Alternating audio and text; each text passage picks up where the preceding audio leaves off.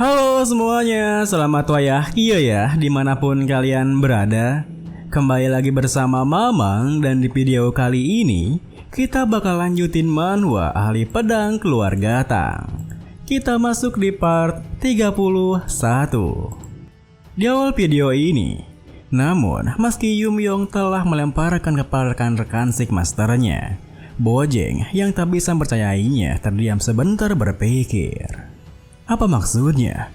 Bahwa gelombang energi yang tak masuk akal itu berasal dari pertarungannya dengan Giljun, dan dia mengklaim bahwa Giljun kalah di tangannya.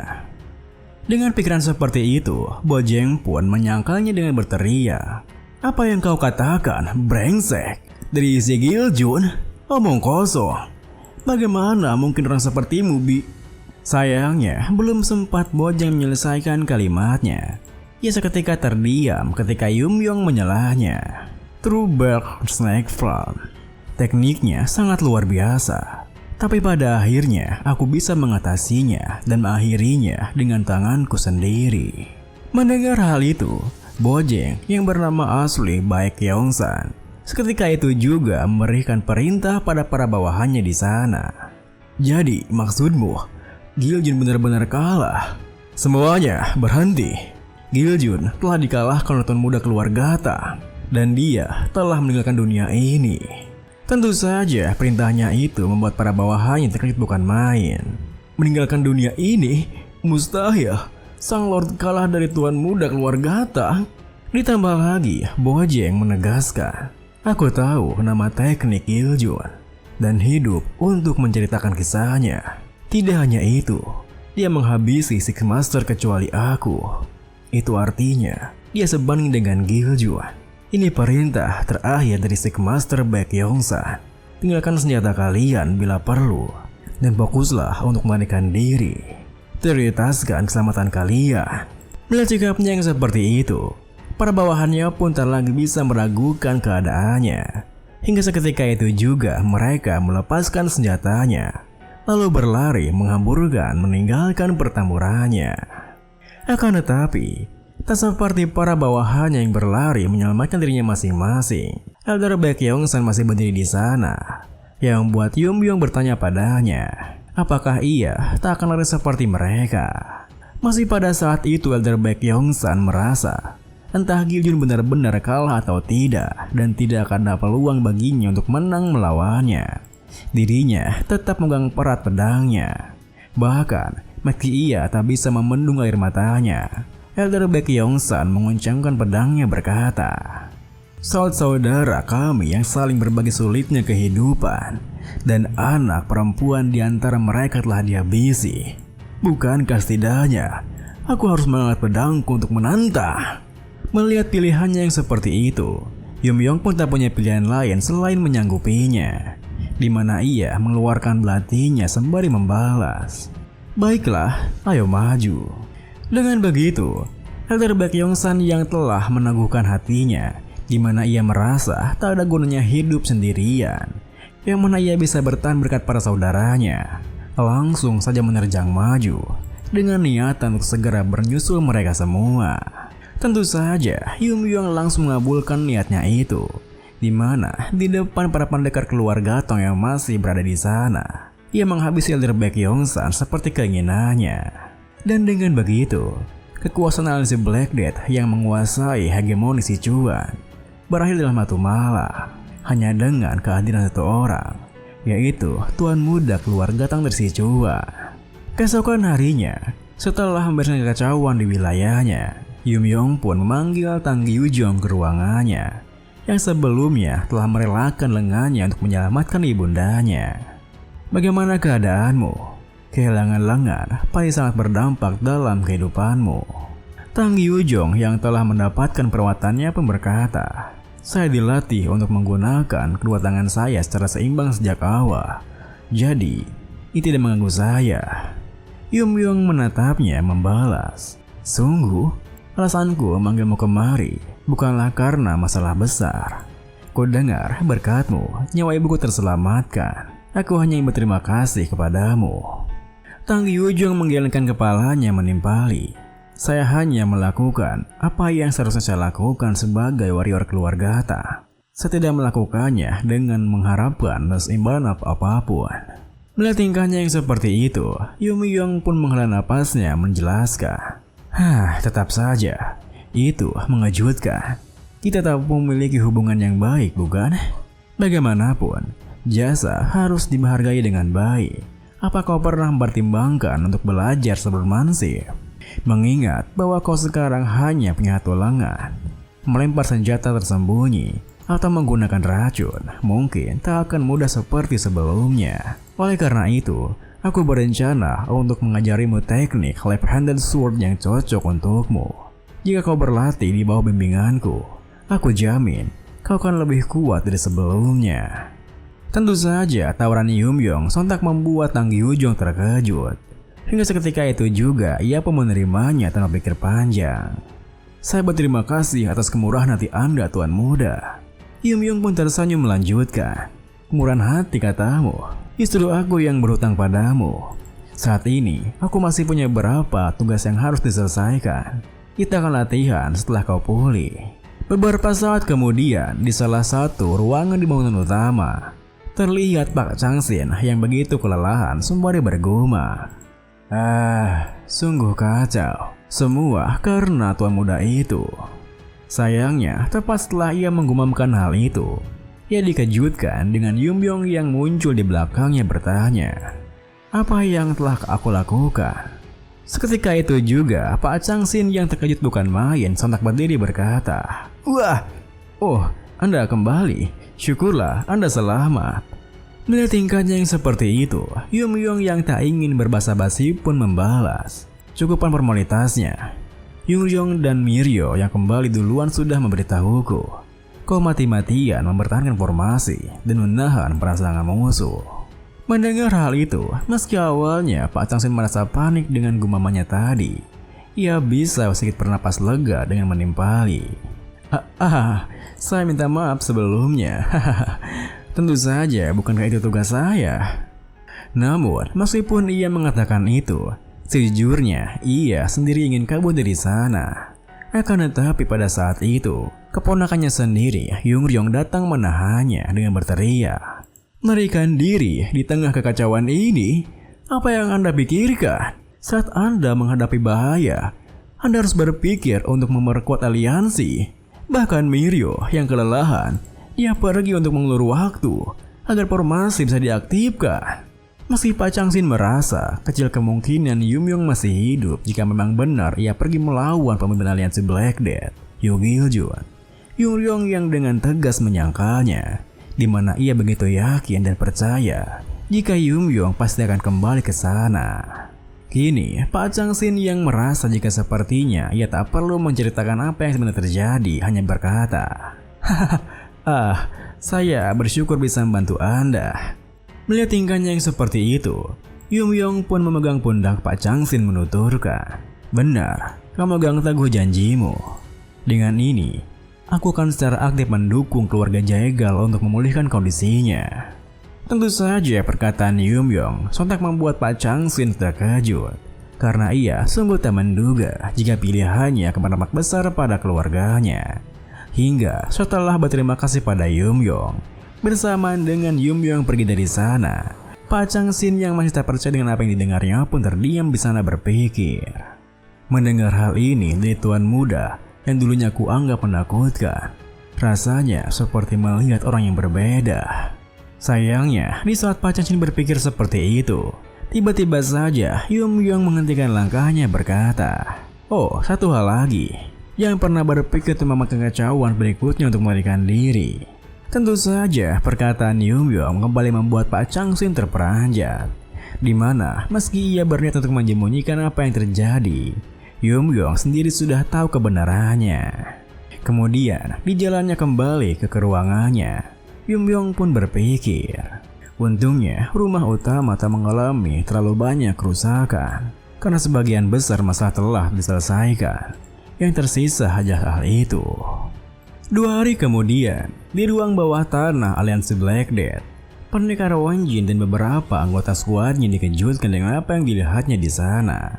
hingga dirinya pun tak bisa menahan mulutnya tatkala berkata, "Wah, siapa sangka ada tempat seperti ini di bawah benteng aliansi Black Death. Dengan kekayaan sebesar ini, rumah utama bisa bertahan selama beberapa dekade tanpa khawatir. Tak kusangka mereka bisa menimbun harta sebesar ini. Sungguh mengejutkan bahwa aliansi Black Death hanya mengurung diri di cuan selama ini."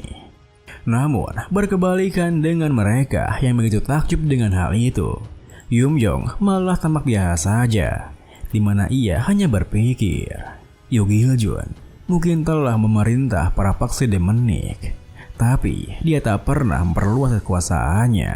Dia hanya menetap di hijauan. Dia mungkin telah mendapat kekayaan sebagai jaminan ketika menerima murid, tapi mengingat kepribadiannya, bukan berarti dia tak peduli pada kekayaan. Mungkin karena banyak orang yang menginginkan seni bela dirinya, mereka pasti telah menetapkan harga persetan minimum. Dengan pikiran seperti itu, Yumyong pemelirik pendekar Wonjin berkata, "Wonjin, kuserahkan pembersihan tempat ini padamu. Pindahkan harta ini ke rumah utama. Aku akan meriksa area sekitar." Dengan begitu, bersamaan dengan pendekar Wonjin yang melaksanakan perintahnya, Yumyong yang melihat-lihat area sekitar pun akhirnya tiba di sebuah ruangan yang lumayan luas, di mana terdapat beberapa rak tinggi untuk menyimpan buku. Wah, ada tempat seperti ini jauh di dalam bawah tanah. Sepertinya ini sebuah perpustakaan. Tapi kenapa tidak satu pun buku yang terlihat? Itu ada buku. Apa Yu Giljun sendiri yang menulisnya? Mari kita lihat isinya. Hidup adalah serangkaian peminjaman dan pembayaran yang tak berujung. Aku yang tinggal di hijauan sangat tersentuh dengan pepatah tersebut. Balaslah kebaikan 2 kali lipat dan dendam 10 kali lipat. Aku sangat terkesan dan mengukir filosofi ini dalam hatiku.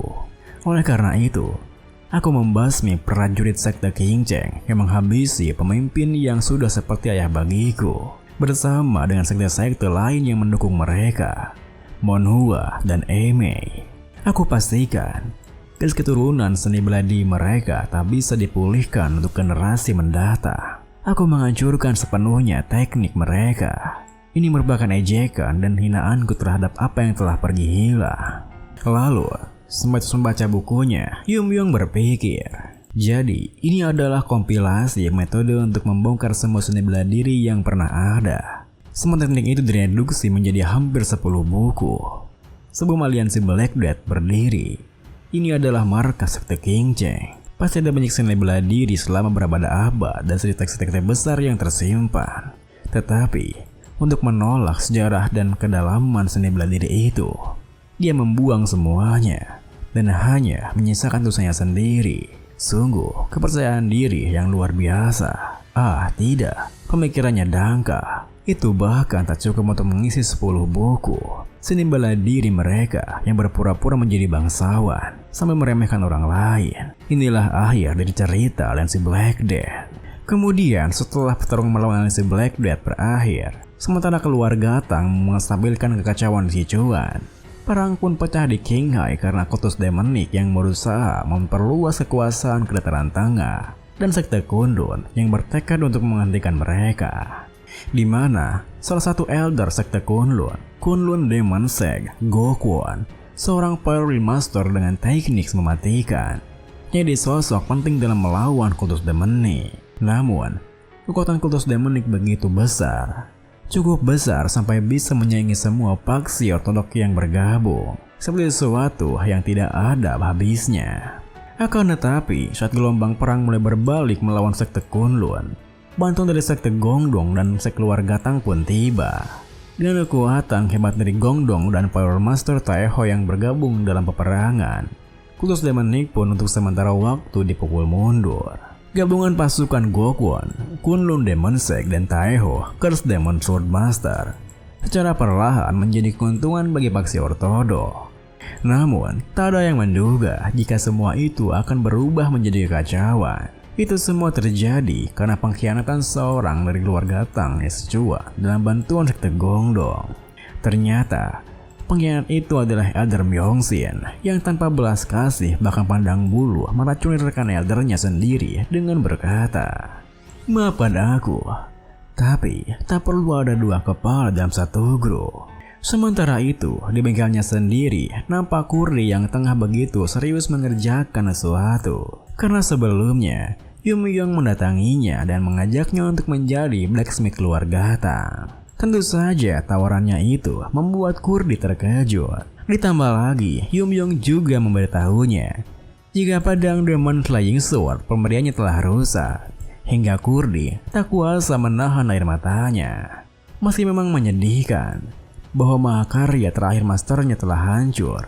Kurdi merasa jika Demon Flying Sword telah memenuhi tujuannya sampai akhir. Lagi pula, Yumyong juga menghancurkan Lord Aliansi Black Death yang telah cukup lama menjadi kekhawatirannya. Tentu saja, Yumyong merekrutnya bukan hanya karena geng pribadinya saja. Dia menginginkan orang yang menciptakan hal seperti Legendary Sword. Yumyong juga ingin menunjukkan sesuatu kepadanya, dan sesuatu itu adalah tanduk naga Yogiljun. Di mana meski ia meminta blacksmith keluarga Tang untuk menjadikan itu sebuah pedang, tak peduli seberapa tinggi suhu penempaannya, tanduk itu sama sekali tak meleleh. Hingga Yumyong penasaran apakah Kurdi bisa mengatasinya. Meski Kurdi sempat terkejut, bagaimana bisa Yumyong mendapatkan sesuatu yang langka dari makhluk spiritual.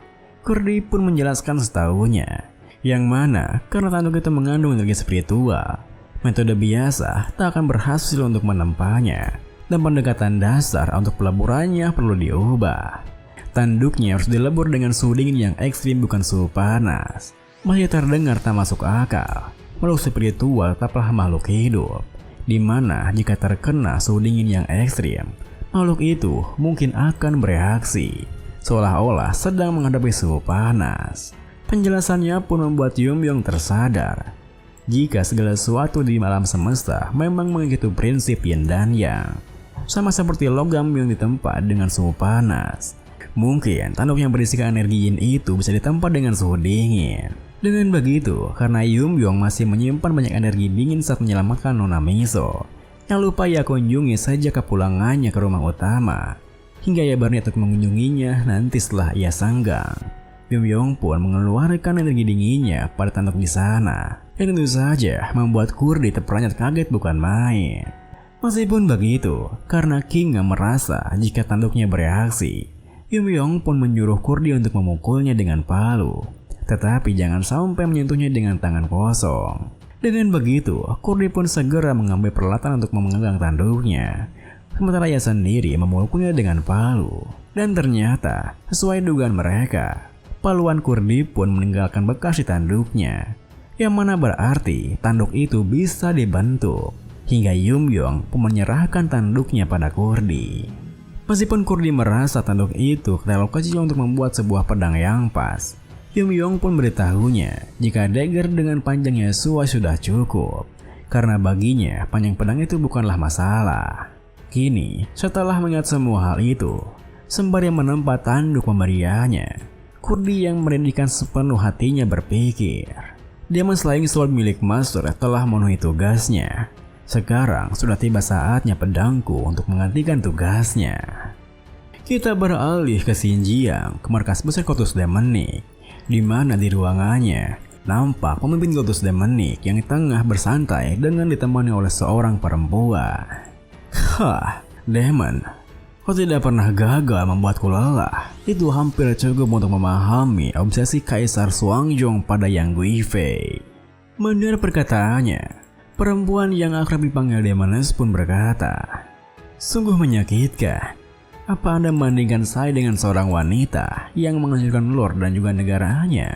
Saya sepenuhnya mengabdi pada pemimpin kultus dan kultus suci kami, tubuh, pikiran dan jiwa. Pemimpin kultusnya tertawa membalas. Benar, perbandingan seperti itu merupakan sebuah hinaan. Apalah ucapanku tadi, yang lebih penting, aku punya permintaan. Kau tahu bahwa kultus kita sedang berperang dengan Kunlun, bukan? Demones yang penasaran dengan permintaannya pun menimpali. Tentu, ini adalah jalan yang harus kita hadapi untuk masuk ke dunia bela diri di Daratan Tengah. Pemimpin kultusnya melanjutkan. Benar, tapi jalan itu masih belum terbuka. Perlawanan kuat dari Kunlun adalah salah satu alasannya. Tapi rintangan terbesar adalah Kunlun Demon Sect, Gokwan, dan Gongdong Sword Sect Taiho yang baru-baru ini bergabung. Mereka berdua menghambat pasukan kita. Tetapi, seperti kata pepatah, kekeringan bisa diatasi dengan setetes hujan. Seorang elder keluarga Tang yang datang bersama sekte Gongdong menghubungi kita.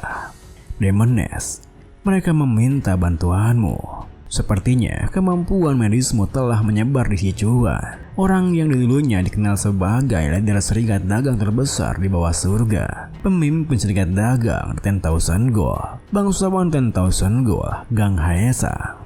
Dia tak bisa menyembuhkan penyakit mematikan yang diderita anaknya, meski telah menawarkan uang dalam jumlah yang sangat besar. Bukankah kau menyembuhkannya dalam waktu 1 hari? Berkat itu, serikat dagang 10,000 menjadi aset utama kultus kita sampai saat ini. Keluarga Tang sepertinya percaya bahwa skillmu penting bagi mereka. Mendengar semua hal itu, Demoness yang merasa tersanjung pun bertanya, jika itu permintaan ketua kultus, saya dengan senang hati akan melakukannya. Jadi, siapa yang harus saya obati? Dan bagaimana caranya? Pemimpin kultusnya membalas, mereka memintamu untuk menyembuhkan lengan cucunya. Kudengar dia tak bisa menggunakan sama sekali lengannya itu. Kau pasti penasaran imbalan macam apa yang akan kita terima. Dan mereka pun menawarkan 10 racun keluarga Tang, racun yang bisa menghabisi para master. Kau pasti merasa jika imbalan itu begitu remeh, bukan? Video ini pun diakhiri dengan sembari menyeringai begitu lebar, di mana ia membayangkan jika rencana berhasil. Pemimpin kultus demoniknya menekankan, tentu tidak hanya itu saja. Bagi kita, racun itu tak lebih dari sekedar pernak-pernik. Tepatnya, kita tak hanya menerima 10 racun. Perjanjiannya adalah menggunakan racun itu untuk menghabisi Sword Sect dan Demon Sect, mengantarkan mayat mereka kemari, dan kemudian mengamankan jalan ke dataran tengah.